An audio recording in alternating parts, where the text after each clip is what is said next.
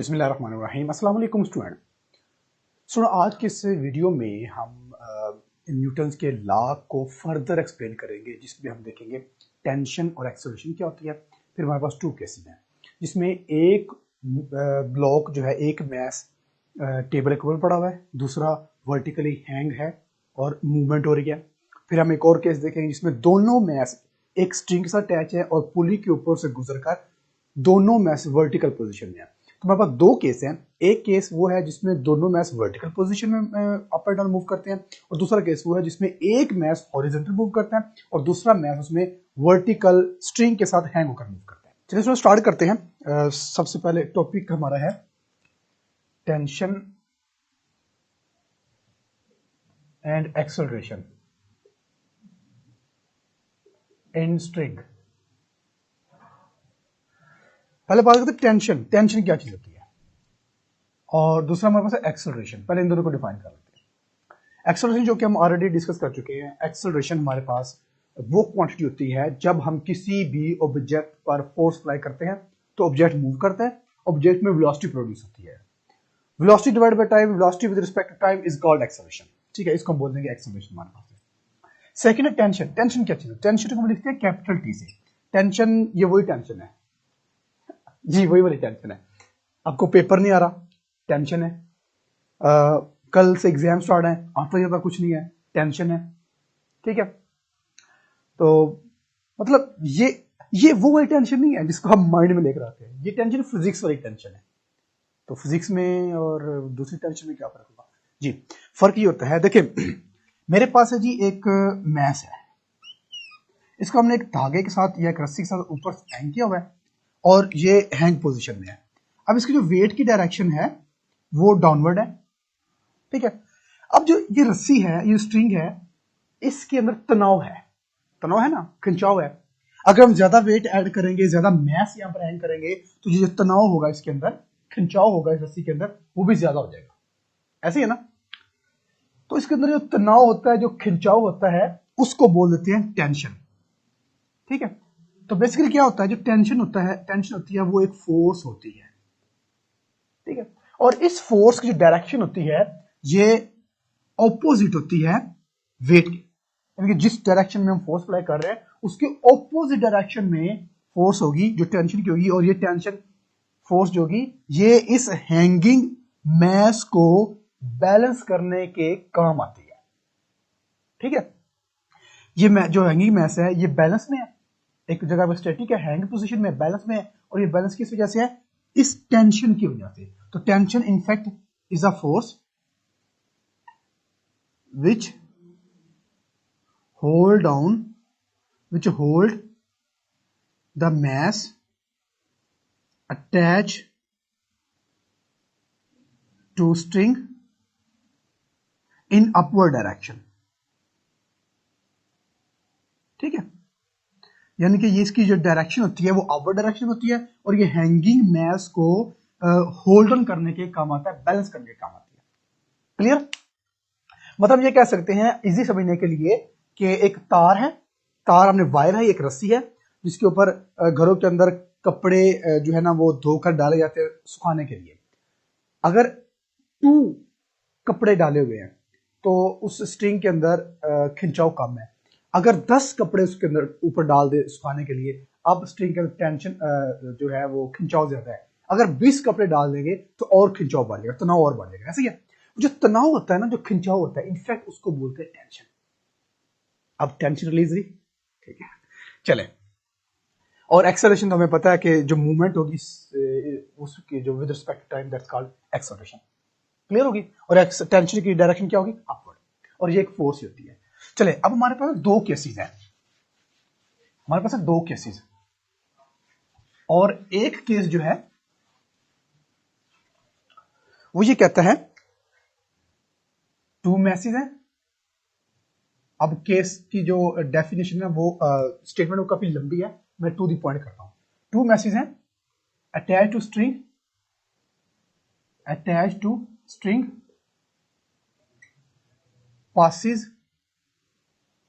passing over frictionless pulley frictionless pulley से दोनों masses pass कर रहे हैं, बोथ मूविंग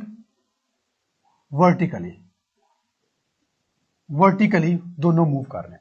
ठीक हो गया। तो इसकी अगर हम डायग्राम बनाए तो हमारे पास क्यों बनेगी कि एक हमारे पास है ये पुली,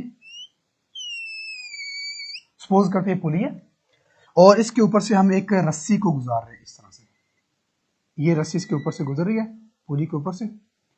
दो मैस हैं, एक हमारे पास है मैस, इसको हम कहते हैं M1, दूसरा मैस हमारे पास है उसको हम कहते हैं M2। एक चीज याद रखें, जो M1 है वो ग्रेटर है M2 से। दो चीजें हैं, एक तो जो पुली है वो फ्रिक्शनलेस है, दूसरा जो स्ट्रिंग यूज की गई है ये इनएक्सटेंसिबल है। इनएक्सटेंसिबल का मतलब क्या होगा, जो खिंचाव जोर पड़ने पर इलास्टिसिटी होती है ना, इलास्टिक बन जाता है, वो नहीं है, हार्ड है, ठोस है। अच्छा, अब जो मैस 1 है इस पर जो फोर्स वेट है वो डायरेक्शन डाउनवर्ड है, और इसमें जो टेंशन है वो अपवर्ड है, ऐसी है। इसके वेट की डायरेक्शन डाउनवर्ड है और इसमें टेंशन की डायरेक्शन अपवर्ड है। अच्छा, एक और चीज देखें, जो M1 है वो ज्यादा है और जो M2 है वो कम है। अब बताएं मूवमेंट किस तरह से होगी। M1 ज्यादा है, M1 नीचे आएगा क्योंकि M1 ज्यादा है, और M2 ऊपर जाएगा क्योंकि M2 कम है। जो मैथ ज्यादा है वो नीचे आएगा, ये मैथ नीचे आ रहा है। अब हम डील करते हैं, देखें एक चीज याद रखें कि मैथ 1 के ऊपर जो फोर्स लग रही है वो कौन कौन सी है, वो है एक वेट की फोर्स है और एक टेंशन की फोर्स है। जो M1 पर अप्लाई हो रही है वो टू फोर्सेस हैं, एक वेट है एक टेंशन है। वेट डाउनवर्ड है, टेंशन अपवर्ड है, मैस डाउनवर्ड मूव कर रहा है। तो बताएं टेंशन और वेट में से कौन सी फोर्स ज्यादा है। ऑफ कोर्स फोर्स वो ज्यादा होगी जिस तरफ मैस मूव करेगा। एक रस्सा कशी का मुकाबला हो रहा है, टग एंड वार का, जिस तरफ जोर ज्यादा होगा, जिस तरफ फोर्स ज्यादा लगेगी, रस्सा उस तरफ मूव करेगा। एग्जैक्टली तो जिस साइड पर फोर्स ज्यादा होगी मैस उस तरफ मूव करेगा। मैस 1 ज्यादा है एज कम्पेयर टू मैस 2, तो ये डाउनवर्ड मूव करेगा। इसका मतलब वेट ज्यादा है, टेंशन कम है, ऐसे है। चले ये चीज याद रखिएगा, मैस वेट ज्यादा है, टेंशन कम है। हम इसकी इक्वेशन बनाते हैं, इस वाले की सिर्फ मैस 1 की इक्वेशन बनाते हैं। तो हमने ये पढ़ा हुआ है नेट फोर्स, अगर आपको याद हो नेट फोर्स हमने पढ़ा हुआ है। नेट फोर्स क्या होता है? नेट फोर्स होती है, नेट फोर्स इसको कहते हैं, ये हमारे पास मैस ए है और ये हमारे पास मैस बी है। मैस ए ज्यादा है, मैस बी कम है। नेट फोर्स क्या होती है? नेट फोर्स होती है sum of all forces acting on body. पढ़ा हुआ ना हमने, जो पहला लेक्चर था उसमें हमने पढ़ा था न्यूटन लॉ में, शायद हाँ न्यूटन लॉ ऑफ मोशन में हमने पढ़ा था। इसमें हमने फर्स्ट लॉ ऑफ मोशन पढ़ा था, सेकंड लॉ ऑफ मोशन पढ़ा था, उसमें हमने नेट फोर्स पढ़ी थी। तो नेट फोर्स क्या होती है? Sum of all forces acting on body. तो इस बॉडी के ऊपर मैस ए पर कितनी फोर्स, हम इसको ना हम यू कह लेते, चले पहले हम मैस ए की बात करते हैं। फॉर मैस ए की बात करते हैं, तो मैस ए पर हम कहते हैं जी नेट फोर्स बताएं जी कितनी नेट फोर्स अप्लाई हो रही है? टू फोर्सेस अप्लाई हो रही हैं, एक W है दूसरा T है। तो नेट फोर्स क्या होता है? Sum of all forces. तो हमारे पास होगा ये सम ऑफ ऑल फोर्सेस। तो नेट फोर्स हमारे पास हो जाएगा, नेट फोर्स का FN से लिखेंगे, और सम ऑफ ऑल फोर्सेस, कितनी फोर्सेस है? 2, W है और T है, तो उसको हम सम कर देंगे, W प्लस T। ठीक हो गया। अच्छा, हमने ये भी देखा है कि मैस जो M1 है वो डाउनवर्ड मूव कर रहे हैं। इसका मतलब है कि वेट ज्यादा है, टेंशन कम है। ये अभी थोड़ी देर पहले बात की है, वेट ज्यादा है, टेंशन कम है। तो जो चीज कम होती है, अब देखो दोनों ऑपोजिट डायरेक्शन में, दोनों ऑपोजिट डायरेक्शन में, क्योंकि दोनों में मूवमेंट हो रही है। अगर यूं होता ना कि ये बिल्कुल स्टैटिक खड़ा है, बैलेंस पर खड़ा है, ना नीचे जा रहा ना ऊपर जा रहा है, इसका मतलब है फिर जितना वेट है उतनी टेंशन है। अगर मैस हैंगिंग पोजीशन में है, ना ऊपर जा रहा है ना नीचे आ रहा है, तो इसका मतलब ये है कि जितना वेट है उतनी टेंशन है, दोनों इक्वल है। लेकिन अब क्या हो रहा है? वेट ज्यादा है तो मैस जो होगा वो नीचे मूव कर रहा है। अगर मैस डाउनवर्ड मूव कर रहा है तो इसका मतलब है कि बॉडी बैलेंस में नहीं है। इसका मतलब है कि वेट ज्यादा है और टेंशन कम है। तो इसमें हम माइनस अपेयर करते हैं किसी एक के साथ। माइनस हमें बताती है कि ये ऑपोजिट है, दोनों ऑपोजिट है, W और T ऑपोजिट डायरेक्शन में है। लेकिन हम ये माइनस लगाएंगे किसके साथ? माइनस हम लगाएंगे उस फोर्स के साथ जो कम होगी। बताएं जी इस केस में कौन सी फोर्स कम है? W कम है, T ज्यादा है। नहीं नहीं नहीं नहीं नहीं, W ज्यादा है, T कम है। ठीक है, तो T के साथ हम माइनस लगा देंगे। नेट फोर्स हमारे पास आ जाएगा W माइनस T। हम इसको वैल्यूज पुट करते हैं। नेट फोर्स को हम लिख सकते हैं MA, इसको कहेंगे MA is equal to mg minus T। W को हम लिख सकते हैं mg, तो ये याद रखना W is equal to mg और F is equal to ma। ये हमारा Newton second law of motion है, ये हमारे पास वेट का फॉर्मूला है, हम पढ़ चुके हैं ऑलरेडी। ये बात हो रही है मास m1 के लिए, तो हम कहेंगे m1, हम कहेंगे m1 और इसको कह देंगे क्वेश्चन नंबर 1। अब बात करते हैं जी मास 2 यानी कि बी ब्लॉक के लिए। इसके लिए भी सेम इसी तरह होगा। ठीक है, इसके लिए हम कहते हैं वही बात है फॉर मास बी के लिए। अच्छा इसमें देखें, अगर ये नीचे आ रहा है तो बी कहां जा रहा है? बी ऊपर जा रहा है। इस पर भी दो तरह की फोर्स अप्लाई हो रही है, लेकिन अगर ये ऊपर जा रहा है तो इसमें फोर्स ज्यादा कौन सी है? वेट की फोर्स ज्यादा है या टेंशन की फोर्स ज्यादा है?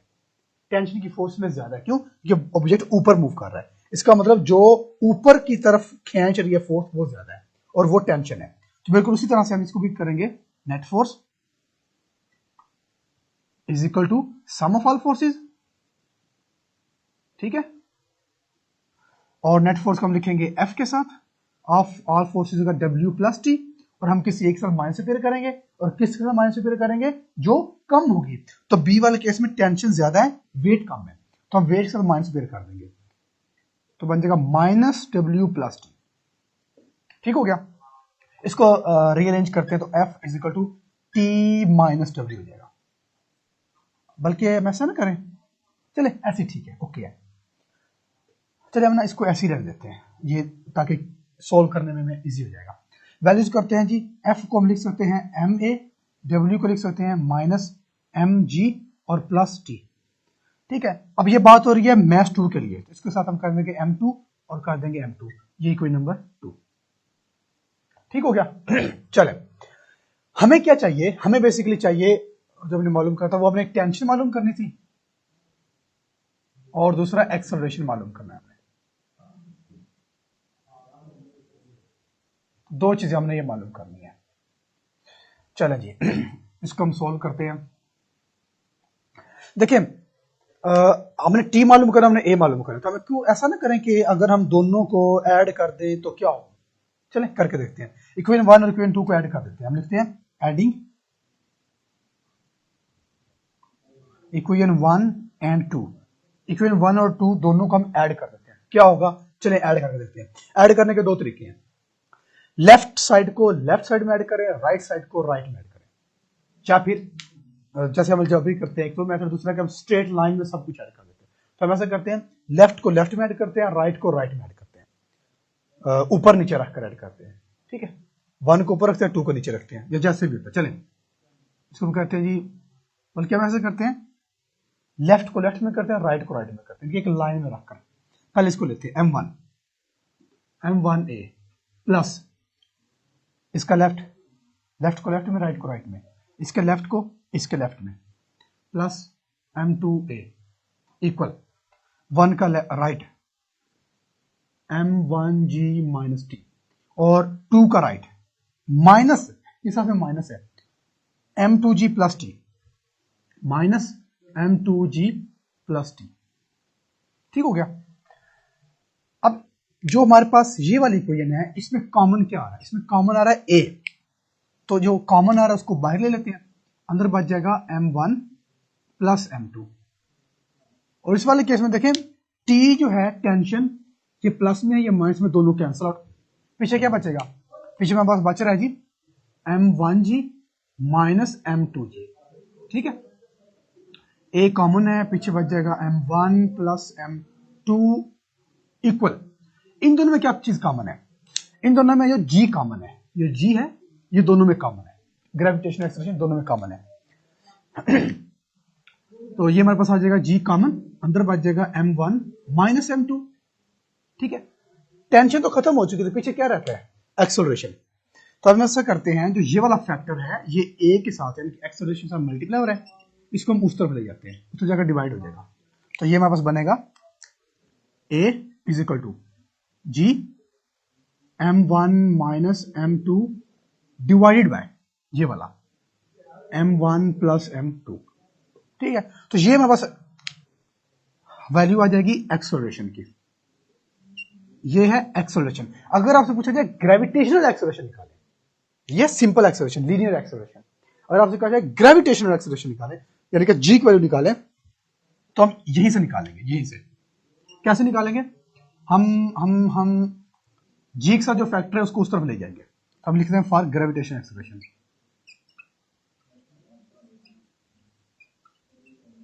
For gravitational acceleration,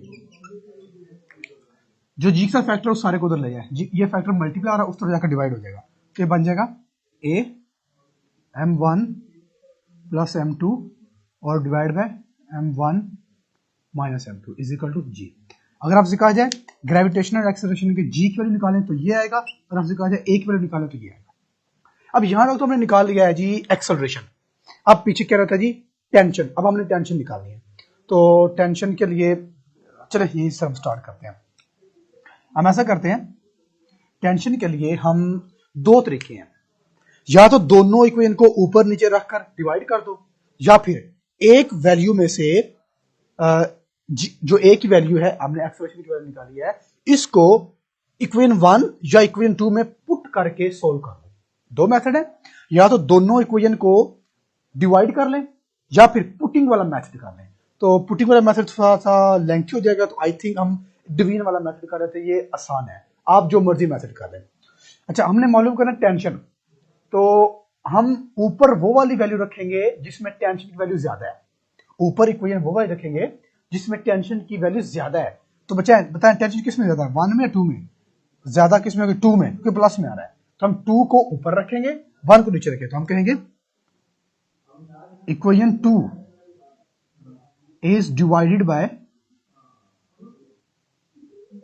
1। ठीक है, तो 2 को ऊपर रखेंगे, m2a divide by m1a is equal to minus m2g plus t और divide by m1g minus t। जी, बात समझिए कैसे किया मैंने? दोनों इक्वेशन ऊपर रखी हमने, m2 को हमने रखा, तो ये 2 का लेफ्ट, 2 का लेफ्ट, 1 का लेफ्ट डिवाइड बाय 1 का लेफ्ट, 2 का राइट, 2 का राइट डिवाइड बाय 1 का राइट, 1 का राइट। ठीक है, तो इसमें a जो है वो कैंसिल आउट हो जाएगा। g कैंसिल आउट हो सकता है? नहीं, g कैंसिल आउट नहीं हो सकता। क्यों? क्योंकि m2g और t दोनों के दरमियान प्लस है, m1g और t दोनों के दरमियान माइनस है। तो इसका मतलब है ये कंबाइन है, ये अलग अलग नहीं है। g तब डिवाइड हो सकता था अगर ये अलग अलग होता, जैसे कि यहां पर a डिवाइड, a कट हुआ है, a अलग अलग था, इसमें कट नहीं हो सकता। ये मिस्टेक आपने नहीं करनी।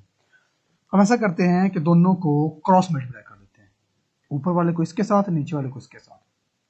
चलें जी, तो अगर हम क्रॉस मल्टीप्लाई करते हैं तो हमारे पास स्पेस नहीं है, तो हम यहां पर कर लें। चलिए यहां पर करते हैं इसको।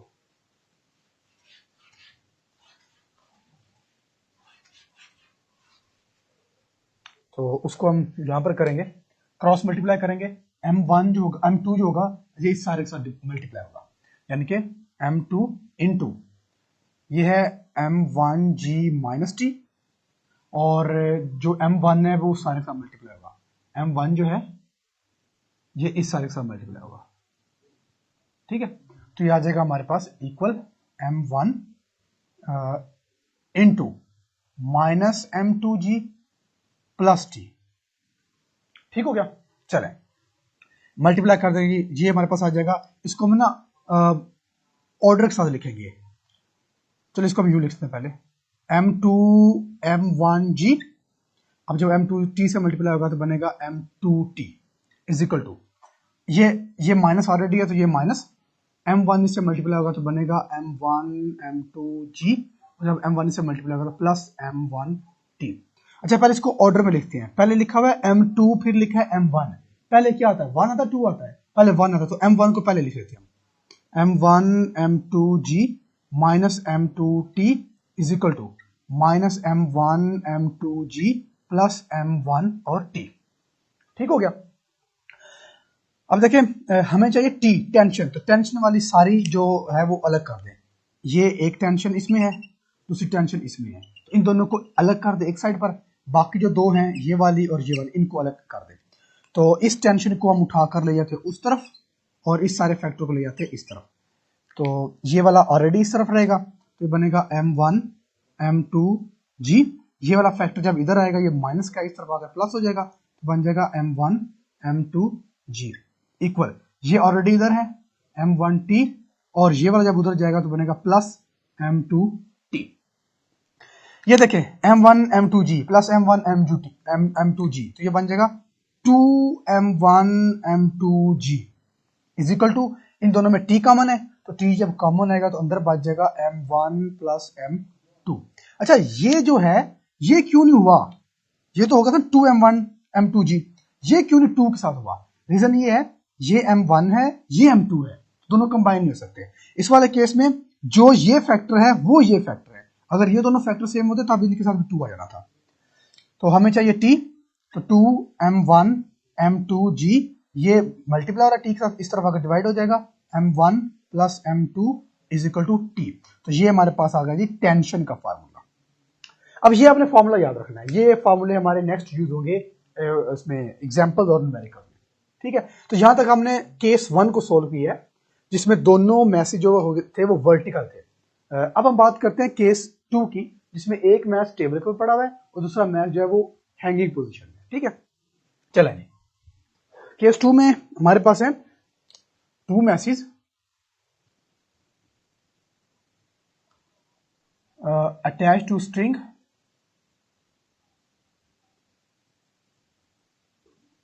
स्ट्रिंग के साथ अटैच है।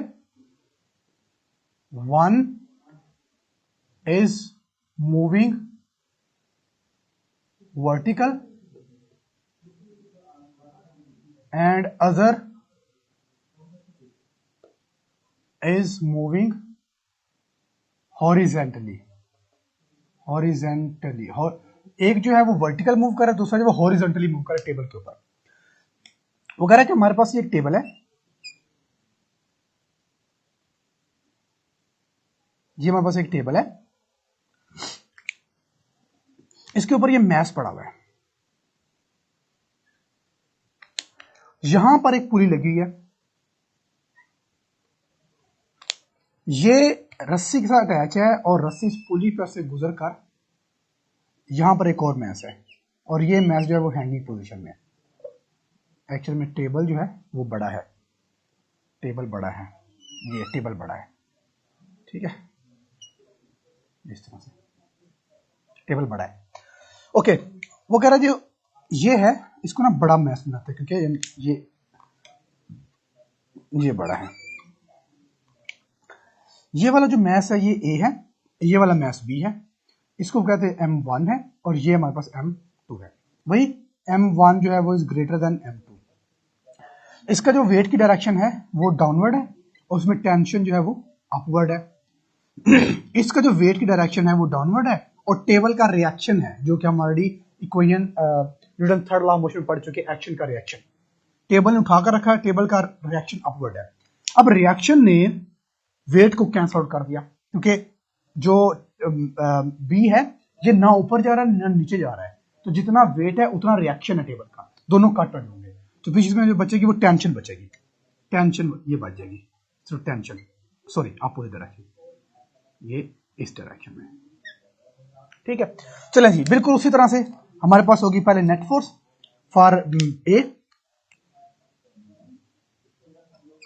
फॉर बॉडी ए के लिए हम कहेंगे जी नेट फोर्स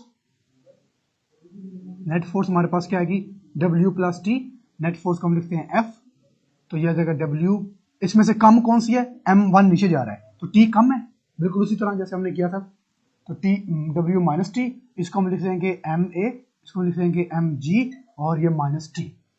ये मैथ्स 1 की बात हो रही है, M1 और ये जाएगी इक्वेशन नंबर 1। अब बात करते हैं for body B, for body B, B के लिए वो again net force is equal to क्या होगा, W प्लस टी। लेकिन W इसमें नहीं आएगा, क्यों? क्योंकि W जो था उसने रिएक्शन के साथ कैंसिल हो गया, पीछे से टेंशन बच गई, तो इसमें जो W का वो जीरो होगा, तो F is equal to zero plus T. ठीक है, तो ये आ जाएगा हमारे पास MA is equal to T, तो ये मैथ्स 2 की बात हो रही है, तो ये आ जाएगा हमारे पास इक्वेशन नंबर 2। अब इसको सॉल्व करना आसान है, अगेन उसी तरह से हम दोनों को ऐड कर देते हैं। हम कहेंगे एडिंग इक्वेशन 1 एंड 2, दोनों को ऐड करते हैं, M1A plus M2A equal M1G minus T और प्लस टी। ठीक है, लेफ्ट को लेफ्ट को राइट को राइट में, ये टी से कैंसिल आउट। अब इसमें जो बच रहा है हमारे पास A जो है वो कॉमन है, तो A को कॉमन है, पीछे बच जाएगा M1 प्लस M2 इनटू इसमें बच जाएगा M1G।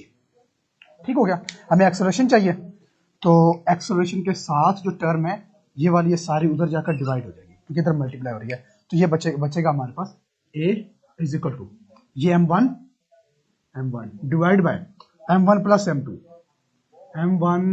M2 और इंटू G, ये हमारे पास आ गया acceleration.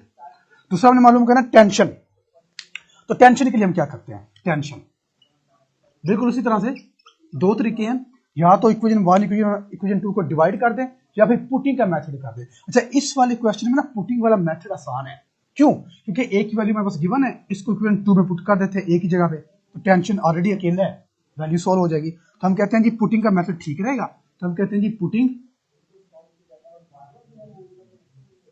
Value of A in equation number 2 में पुट कर देते हैं, तो M2 ऐसे ही रहेगा, M1 की जगह पे पुट कर देंगे ये सारी value, M1 divide by M1 plus M2 और इंटू G इक्वल है T, तो इक्वल T। पुटिंग का मेथड इसलिए आसान है कि हमारे राइट साइड पे जस्ट T है, तो उसको सोल्व करना भी आसान है।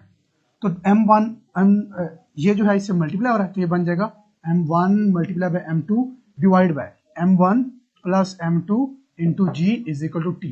तो ये हमारे पास आ गई टेंशन, तो टेंशन ये कौन सी होगी, स्ट्रिंग की टेंशन। तो ये हमारे पास दोनों केस हैं, दोनों को हमने सोल्व किया है, तो जिसमें हमने टेंशन और एक्सेलरेशन की वैल्यू निकाली है। आई होप कि आपको क्लियर हुआ होगा, अगर फिर भी आपको कोई प्रॉब्लम है तो आप पोर्टल से पूछ सकते हैं।